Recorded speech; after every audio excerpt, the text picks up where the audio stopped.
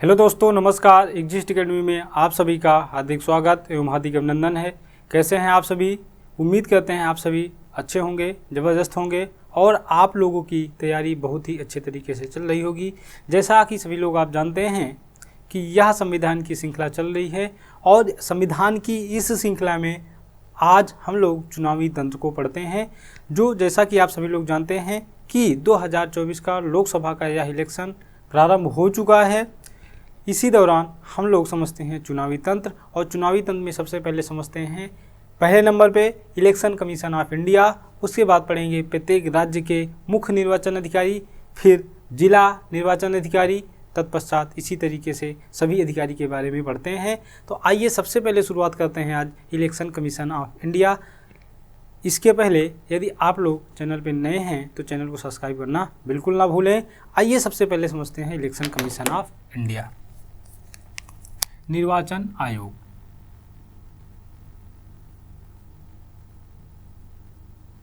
निर्वाचन आयोग। निर्वाचन आयोग यह संविधान के भाग 15 में, यह संविधान के भाग 15 और जो अनुच्छेद 324 से 329 तक में उल्लेख किया गया है। कहने का मतलब क्या है? निर्वाचन आयोग किस भाग में है? 15 भाग में है। किस अनुच्छेद से किस अनुच्छेद में शामिल है? तो 324 से लेकर के 329 तक में निर्वाचन आयोग का उल्लेख किया गया है। आइए और बातों को समझते हैं।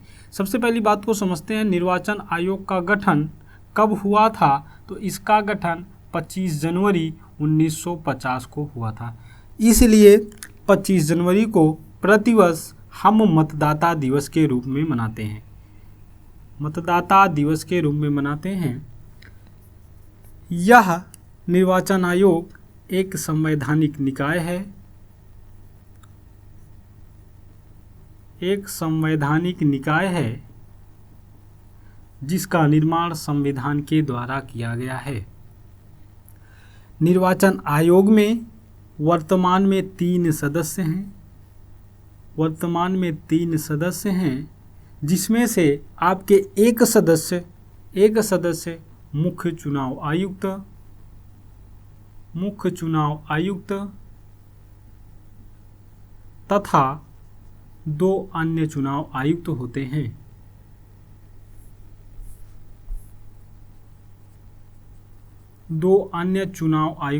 हैं। इनका कार्यकाल 6 वर्ष या 65 वर्ष होता है, जो भी पहले पूरा होता है। कहने का मतलब मेरे भाई यहाँ पे यह है कि किसी भी व्यक्ति को यदि 58 वर्ष की उम्र में चुनाव आयुक्त बनाया जाता है तो वह 64 वर्ष की उम्र में रिटायर्ड होगा। इसका मतलब यहाँ पर पहले 6 वर्ष कंप्लीट हो रहा है। किसी भी व्यक्ति को यदि 60 वर्ष की उम्र में चुनाव आयुक्त बनाया जा रहा है तो वह 65 वर्ष में क्या हो जाएगा? रिटायर्ड हो जाएगा। इसका मतलब यहाँ पे पहले क्या पूरा होगा? 65 वर्ष। बातें समझ में आई कि नहीं? यह था आपका 6 वर्ष और 65 वर्ष। आइए और बातों को समझते हैं। निर्वाचन आयोग का काम क्या होता है? तो स्वतंत्र एवं निष्पक्ष चुनाव करवाना। क्या काम होता है? स्वतंत्र एवं निष्पक्ष चुनाव करवाना।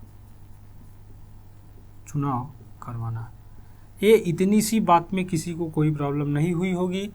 आइए अब चलते हैं, समझते हैं कि निर्वाचन आयोग कौन कौन से चुनाव करवाता है, कौन कौन से निर्वाचन करवाता है। तो निर्वाचन आयोग सबसे पहले नंबर पे सबसे पहली बात आपको समझना है कि राष्ट्रपति का निर्वाचन, राष्ट्रपति, उपराष्ट्रपति का निर्वाचन, लोकसभा राज्यसभा का निर्वाचन, लोकसभा राज्यसभा का निर्वाचन, इसी तरीके से विधानसभा, इसी तरीके से विधान परिषद, ये समस्त प्रकार के निर्वाचन भारत का निर्वाचन आयोग करवाता है। एक बात को नोट पॉइंट में आप लोगों को यह समझना है कि पंचायत के चुनाव के लिए पंचायत के चुनाव के लिए एक अलग से राज्यों में राज्य निर्वाचन आयोग होता है। राज्यों में राज्य निर्वाचन आयोग होता है। यह था आपका कंप्लीट बात। अब निर्वाचन आयोग के अनुच्छेद 324 में क्या बताया गया है? अनुच्छेद 324 में यह बताया गया है कि लोकसभा तथा विधानसभा के निर्वाचन के अधीक्षण, नियंत्रण तथा निर्देशन की जिम्मेदारी या उसका अधिकार किसका होगा? निर्वाचन आयोग का होगा। तो जब लोकसभा और विधानसभा के निर्वाचन का अधीक्षण, नियंत्रण और निर्देशन किसका होगा? निर्वाचन आयोग का होगा। तो उन्हीं के अनुसार क्या होंगे? समस्त प्रकार की चीज़ें या समस्त प्रकार के काम उसी के अनुसार किए जाते हैं। या तो रहा आपका निर्वाचन आयोग।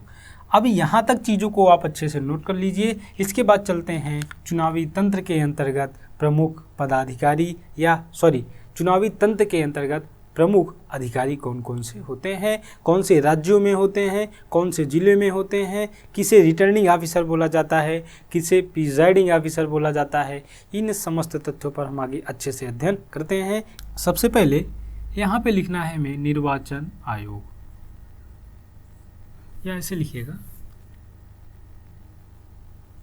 भारत का निर्वाचन आयोग। Election commission of India, election commission of India, ये भारत का निर्वाचन आयोग। तो भारत का निर्वाचन आयोग कौन कौन से चुनाव करवाता है हमने बता दिया। अब उसके लिए हमें चुनावी तंत्र की आवश्यकता पड़ेगी। यहाँ पे हेडिंग में आप ऐसे समझिएगा चुनावी तंत्र, ठीक।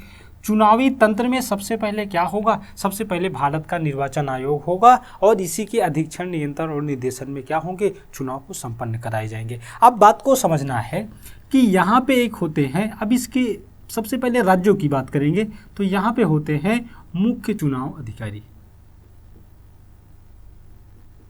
मुख्य चुनाव अधिकारी, सबसे पहली बात इनके बारे में समझते हैं, जिसे बोलते हैं चीफ इलेक्शन ऑफिसर, ठीक।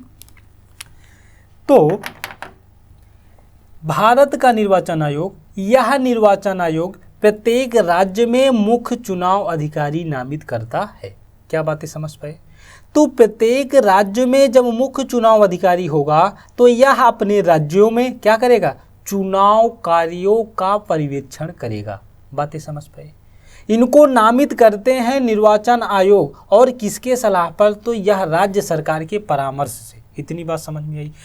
ये भी राज्य सरकार के किसी न किसी कोई न कोई अधिकारी ही होते हैं। क्या मुख्य चुनाव अधिकारी, आप लोग समझ पाए?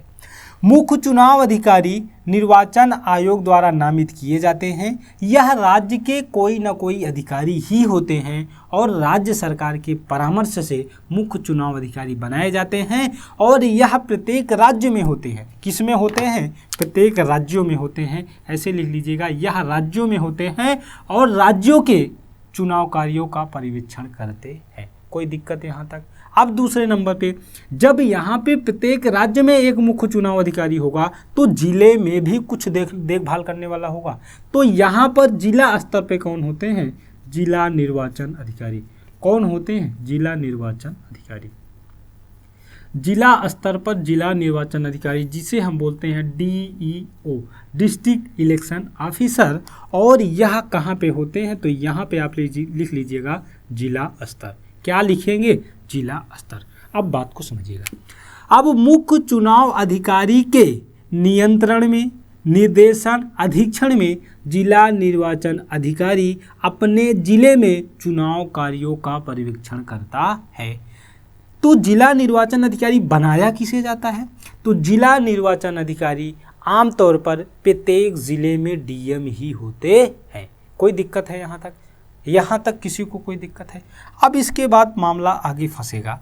अब इसके नीचे जब जिला स्तर पे बातें हो गई, जब यहाँ पे जिला स्तर पे सारी बातें हो गई, तो अब चलिए किसी विधानसभा या संसदीय क्षेत्र की बात करते हैं। तो यहाँ पे अगले आपके होते हैं चुनाव अधिकारी।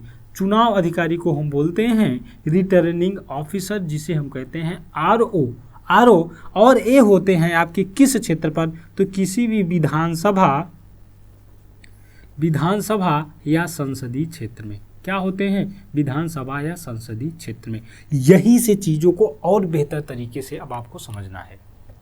अब यहाँ पे चुनाव अधिकारी आरओ ये विधानसभा या संसदीय क्षेत्र में होते हैं। किसी भी विधानसभा क्षेत्र में कोई भी एक जिले का अधिकारी हो गया, जिला निर्वाचन अधिकारी। अब जिले निर्वाचन अधिकारी की बात करेंगे तो विधानसभा क्षेत्र या संसदीय क्षेत्र में जाएंगे। मान लीजिए हमने कहा एक कोई विधानसभा क्षेत्र है, ठीक, एक विधानसभा क्षेत्रों में इस 5 स्थानों को क्या मतदान केंद्र बनाया गया है।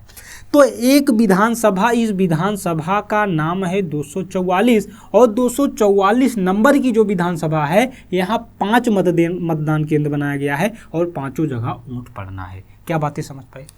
तो यह 5 जगह मतदान केंद्र पर मतदान सही तरीके से हो, सफल हो, इसकी 5 की जिम्मेदारी किसकी होती है? रिटर्निंग ऑफिसर की होती है। कोई दिक्कत है यहाँ तक?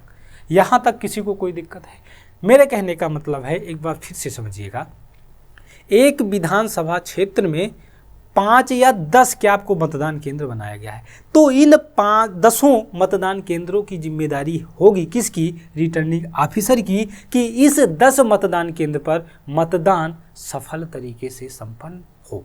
बातें समझ पाए कि नहीं समझ पाए? अब आइए अगली बात को समझते हैं। एक आपके होते हैं, अब इसी के नीचे आपके कौन होंगे? चुनाव अधिकारी के बाद यहाँ पे होते हैं पीठासीन अधिकारी। पीठासीन अधिकारी जिसे पीओ मतलब एक बात को इसको लिखने दीजिए, समझिए आगे एक बात को। और यहाँ पे एआरओ को समझ लेते हैं। देखिए एआरओ क्या होते हैं, एक बात इसको भी समझ लेते हैं। रिटर्निंग ऑफिसर की सहायता के लिए एआरओ मतलब सहायक रिटर्निंग अधिकारी बनाए जाते हैं। कोई दिक्कत यहाँ तक? अब चलिए समझते हैं पीठासीन अधिकारी, पीओ प्रिजाइडिंग ऑफिसर। जैसे हमने कहा कि एक विधानसभा में जितने भी मतदान केंद्र बनाए गए हैं, सबकी जिम्मेदारी किसकी होगी? आरओ की होगी। लेकिन हर एक मतदान पे एक पीओ होगा। क्या होगा? एक पीओ होगा, प्रिजाइडिंग ऑफिसर होगा। मतलब कि जैसे मान लीजिए 244 नंबर की एक विधानसभा है और उस विधानसभा में 5 मतदान केंद्र बनाए गए हैं, तो 5 मतदान केंद्र आमतौर पर क्या होते हैं? प्राइमरी विद्यालय ही तो होते हैं। तो उस 5 प्राइमरी विद्यालय में, 5 प्राइमरी विद्यालय में एक प्रिजाइडिंग ऑफिसर होगा। क्या होगा? एक प्रिजाइडिंग ऑफिसर होगा, पीठासीन अधिकारी होगा। वह पीठासीन अधिकारी अपने मतदान अधिकारियों के साथ मतदान केंद्र पर मतदान को संपन्न कराएगा। कोई दिक्कत है यहाँ तक? कोई दिक्कत है? यह पीठासीन अधिकारी के बारे में आपको समझ में आया होगा। एक साइड में एक बात को और समझ लेते हैं, ये भी बहुत इंपॉर्टेंट है। कहने का मतलब है यह जो चुनावी तंत्र है, इसमें कोई चीज़ें आप लोगों की छूटेगी नहीं। इसका मतलब होता है इलेक्शन रजिस्ट्रेशन ऑफिसर। क्या होता है? ऑफिसर। इनका काम क्या होता है? कोई भी व्यक्ति यदि 18 वर्ष से अधिक है या 18 प्लस का हो गया है, 18 वर्ष प्लस उम्र की है, वो तो क्या करेगा? उसके लिए वोटर आईडी को क्या करेगा? तैयार करना होगा। वोटर आईडी तैयार करना, या इनको क्या करना? मतदाता सूची में क्या करना? ऐड करना। मतदाता सूची को क्या करना? तैयार करना। यह काम किसका होता है? ईआरओ का होता है। कोई दुख तकलीफ है यहाँ तक? इसके नीचे आपके होते हैं पर्यवेक्षक। इसके नीचे क्या होते हैं? पर्यवेक्षक होते हैं। पर्यवेक्षक में कई तरीके के पर्यवेक्षक होते हैं। एक पर्यवेक्षक आपके होते हैं सामान्य पर्यवेक्षक, जिनका काम होता है चुनाव को सुचारू रूप से संपन्न कराना। दूसरे पर्यवेक्षक का नाम होता है व्यय पर्यवेक्षक। व्यय पर्यवेक्षक का मतलब होता है उम्मीदवार चुनावी खर्च को क्या करना? कड़ी निगरानी रखना। मतलब एक व्यक्ति जो उम्मीदवार है उसके लिए लिमिट में खर्च करने का क्या होता है? नियम होता है। उससे ज़्यादा खर्च नहीं कर सकता है। या आप गांव में पहुंचे, या आप ऐसे समझिएगा, जैसे मान लीजिए कोई व्यक्ति 1000 देकर क्या किया? किसी भी व्यक्ति को क्या किया? अपनी तरफ खींच लिया कि हम इनको वोट देंगे। कहने का मतलब है कि पैसे दे करके, धन दे करके, उपहार दे करके उन लोगों को क्या करना? अपनी तरफ आकर्षित करना। इन चीज़ों की निगरानी कौन रखेगा? व्यय पर्यवेक्षक करता है। कोई दिक्कत है यहाँ तक? तीसरी बात को समझना है, एक होता है पुलिस पर्यवेक्षक। पुलिस पर्यवेक्षक क्या करता है? कानून व्यवस्था को बनाए रखता है ताकि मतदान में किसी भी प्रकार की कैप्चरिंग जैसी व्यवस्था ना हो, धोखाधड़ी ना हो। लाइन ऑर्डर को संभालने के लिए पुलिस पर्यवेक्षक की व्यवस्था की जाती है। यहाँ तक बातें समझ में आई होगी। इसके बाद आपका चौथा होता है जागरूकता पर्यवेक्षक। जागरूक पर्यवेक्षक का मतलब होता है कि आप लोगों के बीच में लोगों को जागरूक करिए कि हाँ वोट दीजिए, वोट देना अनिवार्य होता है। इस लोकतंत्र देश में, लोकतांत्रिक देश में हम यह समझ पाएँ कि हाँ मेरा प्रतिनिधि कौन होगा, इसलिए लोगों को वोट के लिए जागरूक करना। बातें यहाँ तक समझ में आई कि नहीं। इसी तरीके से एक आपका होता है लघु पर्यवेक्षक। लघु पर्यवेक्षक का काम क्या होता है, वोट होने के बाद जो लघु पर्यवेक्षक होते हैं ईवीएम को सील करना, बंद करना या अन्य जितने भी प्रकार के डॉक्यूमेंट्स होते हैं उनको सील करने का काम किसका होता है, लघु पर्यवेक्षक का होता है। और अंत में सहायक व्यय पर्यवेक्षक होते हैं, इनका भी काम व्यय को देखना, ताकना आदि समस्त प्रकार के काम होते हैं। ये सभी आपके थे पर्यवेक्षक के काम। ठीक, आइए एक बात को और अच्छे तरीके से समझते हैं। ये तो पर्यवेक्षक आप लोग समझ पाए, आइए एक बात को समझते हैं। बहुत सीधा साधा एक एग्जाम्पल हम समझते हैं। जैसे मान लीजिए ये भारत का निर्वाचन आयोग है, ठीक, हम यहाँ पे लिख लेते हैं इलेक्शन कमीशन ऑफ इंडिया। तो चुनाव का नियंत्रण, निर्देशन और अधीक्षण कौन करेगा, इलेक्शन कमीशन ऑफ इंडिया। जैसे मान लीजिए एक आपका राज्य है उत्तर प्रदेश, ठीक, तो उत्तर प्रदेश राज्यों के लिए राज्यों में सबसे पहले मुख्य चुनाव अधिकारी नियुक्त किया जाएगा, जिसे हम बोलते हैं सीईओ। तो यह सीईओ क्या करेगा, इस राज्य में चुनाव कार्यों का क्या करेगा, पर्यवेक्षण करेगा। अब इसके बाद उत्तर प्रदेश आपका एक राज्य हो गया। अब राज्य के नीचे आएंगे तो क्या मिलेगा, हमें जिला मिलेगा, एक जिला मिलेगा। तो जिले स्तर पे कौन बनाया जाता है, डीईओ बनाया जाता है, जिसे हम डिस्ट्रिक्ट इलेक्शन ऑफिसर कहते हैं। और यह आमतौर पर प्रत्येक जिले में डीएम। कहने का मतलब उत्तर प्रदेश में 75 जिला है, तो सभी 75 जिलों में 75 क्या होंगे, डीईओ बनाए जाएंगे। बातें समझ में आई। अब इसके नीचे क्या होगा, इसके नीचे आरओ होते हैं, जिसे हम बोलते हैं रिटर्निंग ऑफिसर, जो किसी विधानसभा या संसदीय क्षेत्र में जितने भी मतदान केंद्रों पर वोट पड़ रहा है सभी की जिम्मेदारी किसकी होगी, रिटर्निंग ऑफिसर की। और रिटर्निंग ऑफिसर अपनी सहायता के लिए एआरओ रखते हैं या एआरओ होते हैं। अब इसके बाद क्या आएगा, पोलिंग, इसके बाद क्या आएगा, पीओ होते हैं, जिसे प्रिजाइडिंग ऑफिसर के नाम से जानते हैं। और इसके नीचे क्या होते हैं, पर्यवेक्षक होते हैं। इसके नीचे क्या होते हैं, पर्यवेक्षक होते हैं। क्या आप लोगों को मेरे दोस्त यह बातें समझ में आई? यह चुनावी तंत्र की कंप्लीट बातें आप लोगों को समझ में आई कि नहीं समझ में आई?